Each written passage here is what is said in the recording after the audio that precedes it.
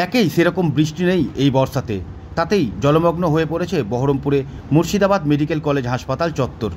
বলা বাহুল্য, এরপর যদি ঘোর বর্ষা নামে কখনো, তাহলে সঠিক কী অবস্থা হতে পারে সেখানে সেটা ছবি দেখলে কিছুটা আন্দাজ করা যায়।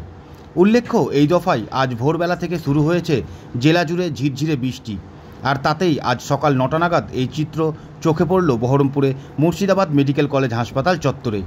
সেখানে এমার্জেন্সি বিভাগের সদর গেটের সামনে বিস্তীর্ণ জায়গা রীতিমতো জলমগ্ন হয়ে পড়েছে, যার কারণে প্রতি পদে নেহাতি শোচনীয় অবস্থার সম্মুখীন হতে হচ্ছে সেখানে চিকিৎসা করাতে আসা জেলার বিভিন্ন প্রান্তের রোগী ও রোগীর আত্মীয় পরিজন থেকে শুরু করে হাসপাতালের কর্মী, চিকিৎসক, এক কথায় সবাইকেই।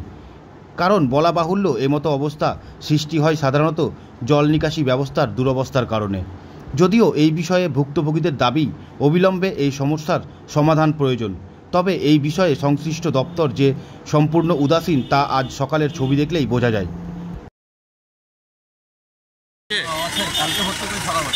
কালকে ভর্তি করেছেন, কি অবস্থা বলেন তো এই যে বৃষ্টিতে? চরম অবস্থা, এই যাতায়াত করা চরম সমস্যা।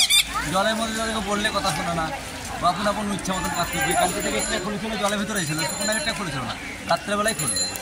মানে এই বৃষ্টি হওয়াতে অসুবিধা হচ্ছে তো আপনাদের? অসুবিধা না, একটু ভিজে পে যাওয়া, নোংরা জল, ড্রেনের জল তো এগুলো, তার সঙ্গে জল জমে যাচ্ছে। জমে যাচ্ছে।